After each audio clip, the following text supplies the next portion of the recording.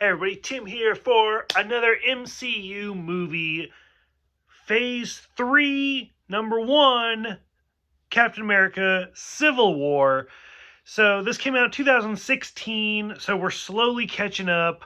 So Phase 1 had like 6 movies. Phase 2 had like 6 movies. Phase 3, like I said, this is the first movie. 11 movies. They fucking blew it up. A lot goes on. So I would honestly say, like, out of all of the MCU movies so far to date, Civil War is probably my favorite. I absolutely love this movie. I even broke out, like, my Emerald City Comic Con Civil War shirt so you can kind of see, like, Cap and Iron Man battling it out. So I really, really enjoyed this movie. I thought it was really, really well done. And this is how they start the phase. Like, this is the first part of this new chapter of the Marvel MCU. So this brings back the Russo brothers, who at this point are now taking over as the showrunners for Phase 3.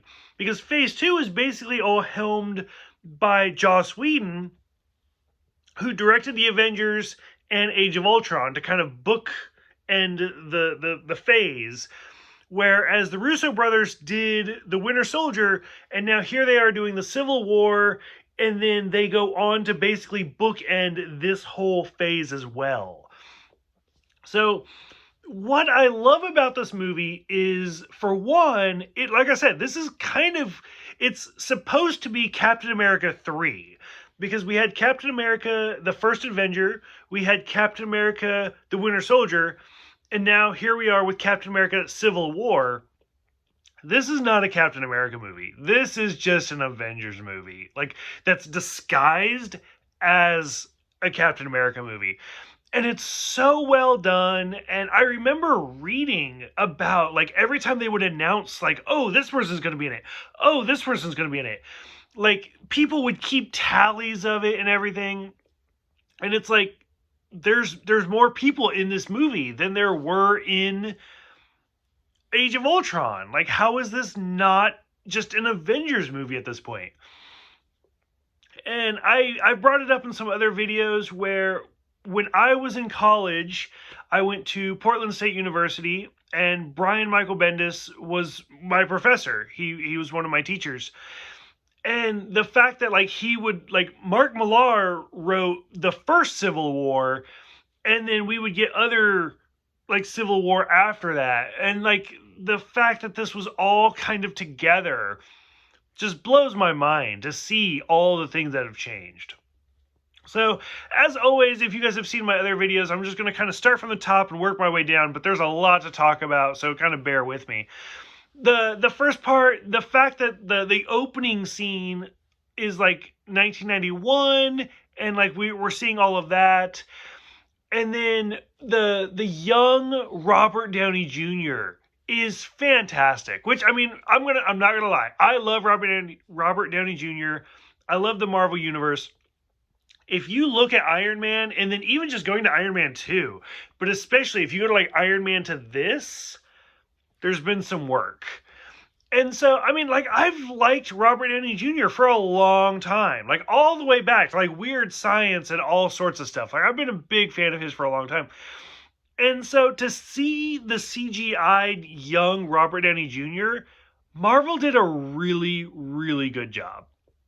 And what's funny about that is I remember when I saw Ant-Man for the first time in theaters with my husband, and I was like, oh my God, look at Michael Douglas. Like, he looks so good. And then rewatching it, I'm like, oh, like, I mean, he's not bad, but oh, wow. And so, like, that's just kind of the way things age. That's the way technology ages. Still, to this, like, Robert Downey Jr. looked really good. And so, it just kind of goes to show credit for, like, I mean, Disney has the budget, Marvel has the budget. They can do what they can. Whereas, like, you look at something like the new Terminator, for example, that budget is not there, so the effects are not there. So we once again see John Slattery as Howard Stark, I don't even know. Like he was Howard in Iron Man 2. He was Howard in at least Ant-Man, and then this. So he's done Howard like several times at this point. We still don't get Pepper. The scene where they're like, I'm sorry, we didn't know Pepper wasn't going to be here. She wasn't in Age of Ultron. And I mean, a lot of people had talked about how Gwyneth Paltrow just didn't want to do it anymore. So, I mean, I'm just going to kind of leave it at that because I know later on we get some more answers. We get some repercussions of the Slakovia thing. And so I think that's really, really interesting because once again, that's something you don't get in DC, where DC, I love DC. I mean, as you can tell, I have all of my tattoos are DC. But they don't care about the civilians. Whereas these movies are very much like, we need to take care of the people. That's why we're here. So we get the return of Thunderbolt Ross, who makes it's John Hurt like coming back from the Incredible Hulk, the first actor from that movie to make a return. So that's great. The main villain is shown to be Zemo, who I'm a little disappointed because in like the comics he wore like this purple hood. You never see him with the purple hood, so that's a little disappointing. We find out that Peggy has finally passed away, which is really, really sad. I mean, the actress and the character are still here, and we see them quite a bit in the Marvel MCU, but just knowing that the character's not there anymore is still really sad. This movie introduces a ton of new characters on top of the characters we already have. So, for example, we get Ross, played by the amazing Martin Freeman. Now, I have seen Fargo, and he does an amazing American accent. This one's kind of meh, but still, he's fantastic. I mean, most people know him from The Hobbit or from Sherlock, stuff like that. Still, he is fantastic in this movie. Let's see, who else do we get? T'Challa, we get the Black Panther, which we learn all about vibranium. And like I said, in the Age of Ultron, with the whole vibranium and Wakanda sets up the groundwork for this movie. Now, I remember in theaters, I saw this with my husband because I make him see all the movies. He doesn't give a fuck about these movies, but I make him see them with me.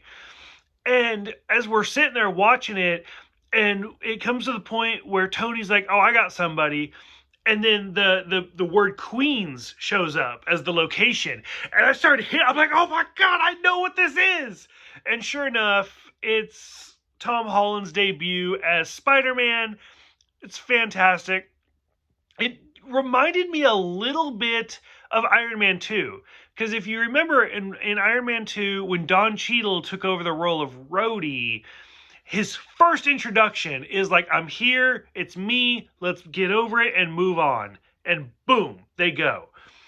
It's clearly directed at the audience. Like, it's not, he's talking to Tony, it's not directed to Tony. And so that's what this reminded me of, this scene. Because Aunt May, when Spider-Man was created, literally, like you could look this up, Aunt May was made to be an elderly woman so that way Peter could save her. Like, she was literally made to be like a damsel in distress. It doesn't make sense. Like, realistically, if she is his aunt, she would be about the same age as his mom. And so, like, when you read some of those older comics, like, Aunt May is elderly, like gray hair, everything, like clearly in her 60s or 70s, whereas Peter's like a high schooler. It doesn't make sense. And so this movie literally said, fuck you, and made her an Aunt May. And so her line where she's like, well, I mean, ants come in all shapes and sizes, is literally directed to the audience because so many people freaked out and they're like, why is she so young? Because she should be. Like, if Peter's like 17, like she should be like 50 tops. So, I mean, it makes sense. And I think they did it perfect. I really, really enjoyed it. I really liked it. We see the return of Ant-Man, which is fantastic. Probably one of my favorite, like, cinematography, like, scenes ever filmed is the airport battle. Now, granted, it's literally 12 people fucking up an airport. It's so well done. It also kind of goes back to where Marvel literally will edit their trailers to give you like, here's what the feeling of that moment is, but not really. Like, they do it multiple times. This is a good example because if you rewatch the first trailer, like characters like Spider-Man and Ant-Man aren't even in the trailer for this scene. But we come up with 6 against 6. We got Iron Man, War Machine, the Black Panther, the Black Widow, Spider-Man, and Vision. And we got Captain America, the Winter Soldier, Falcon, Ant-Man, Wanda, and Hawkeye. So it's literally 6 against 6, and it's so well done. It's filmed so perfectly. This is the first appearance of Giant Man, which I love that Giant Man. It's funny. I don't know. I'm drunk, so I'm easily entertained. So stuff like that's really fun. The one thing that pissed me off about this movie, or at least it didn't piss me off, it made me irritated, was Peter is supposed to be like this uber nerd, and he's supposed to be super geeky and everything, but his line of like, do you remember that really old movie? And they're talking about The Empire Strikes Back. And it's like Peter would know, like, that's Star Wars. Like, I feel like an actual Peter Parker would have been like, hey, do you remember Star Wars Episode 7, The Empire Strikes Back? Like, would go out of his way to say the entire title or something. I don't know. It just that bugged me a little bit. Black Widow being the traitor. Okay. I was really surprised that they injured Rhodey. I'm not gonna lie. Legitimately, I was caught off guard. I figured somebody would be hurt. I didn't think anybody was gonna die. Like, some of my best friends were like, somebody's gonna die. Like, Iron Man's gonna die in this movie. I was like, I don't think they're going to, because at this point, Robert Downey Jr.'s contract was towards the end. And I was like, I don't think so. But the fact that they paralyzed Rhodey, I was like, that's impressive. That's ballsy. We see the first appearance of the Raft, which is kind of interesting.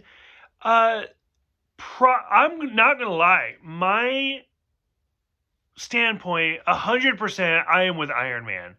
Like, when it comes to the Accords, I think they should be held accountable. Like, I think they should kind of, like, be told where to go. I'm kind of on both sides. I'm a little bit split on that one. Because I also think, like, as a big Batman fan and stuff, like, I feel like they should control themselves, but they should also answer to somebody. Like, I'm kind of in the middle.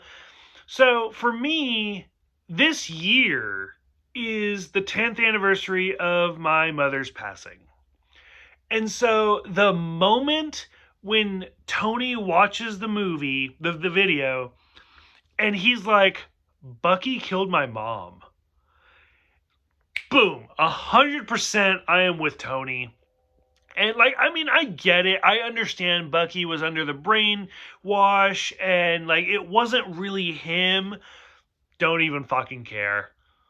Like, I would 100% be like, nope, I'm murdering that person. Done. So, I mean, the big reveal where it is Bucky that killed Howard and Mrs. Stark, yeah, I'm with Tony 100%. So we get that. That whole battle sequence is so well done. Just the cinematography, like I said, everything is filmed so well. I love the Black Panther and Zemo scene where, like, he won't let him kill himself. It's just, the whole movie's fantastic. The end sequence, the credits where Bucky's in Wakanda, perfectly sets it up. Like, what the fuck's gonna happen? I cannot wait. So I love this movie. This is easily, like, I've just jabbered on forever now. I absolutely love this movie. I think it's so well done. So I'm curious what other people think about this movie, the start of Phase 3, and what is your favorite Marvel movie? So go ahead, let me know so we can talk about it. Thank you guys for watching. Thank you guys for subscribing. It always means so much to me as we're continuing through the MCU. And I'll see you guys next time for Doctor Strange.